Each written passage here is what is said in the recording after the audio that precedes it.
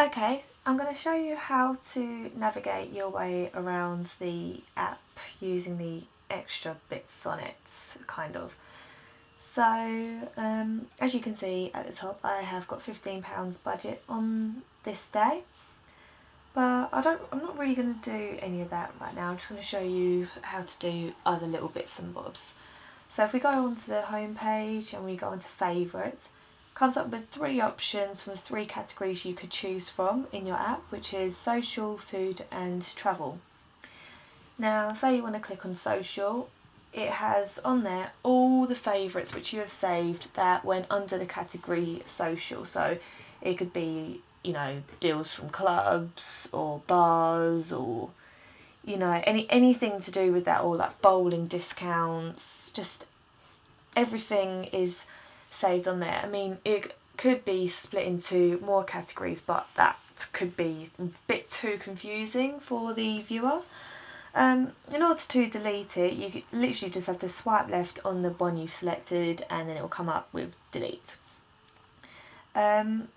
Also, I did have one idea on the budget app which I didn't mention in the previous video.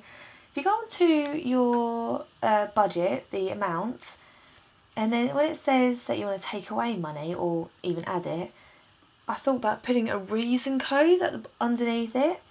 And what you do, you'd have 20 letters max to write your reason code, so it'll have to be really short. And then your reason could be, for example, say you spent £5, your reason could be something to do with food, for example, or like extra food. You could write anything that you want that you spent the money on, and that way you can monitor to how much you're spending each day and what you're spending it on. So say you went to ZZ's and you spent, and it had 50% off discount, you spent a tenner there and you only spent a fiver. So what you do, you just type in ZZ food or something like that, click OK, and it will be saved on your records. Now, in order to see this, you'd go onto your profile, which is located in the top right options or the home page. And on your profile you'll have edit, favourites, settings and your calendar.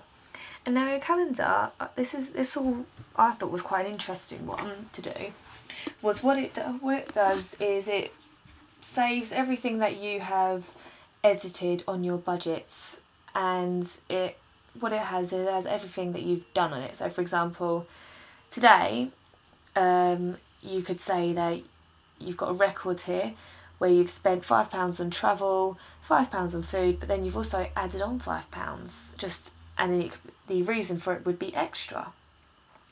And I thought this was quite a good way of doing it, because people could then see how much they're exactly spending instead of just, you know, seeing how much they're spending each day. They know if they're spending £20 on food, or they know that they're spending more on social than they thought they would. I thought it was just a way to help people manage their money a little bit better, and if they do lose track on their money, they can see where they're spending more on and see what they can cut down or add on to.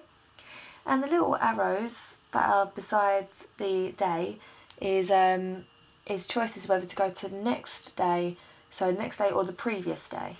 And if you click on the actual today button with the date on it, it'll come up with the monthly calendar where you can, you know, pick and choose what dates you want to specifically refer to. So for example, if you had a day where you had a really good day and there was loads of really good discounts, you type in the date, and it'll come up with all the stuff that you spent on.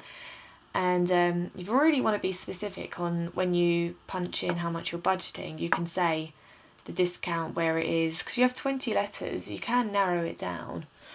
But I thought it would be a really good way for people to see where they're going, what they're doing, how they're spending their money, and yeah, just helping people spend their money more wisely, especially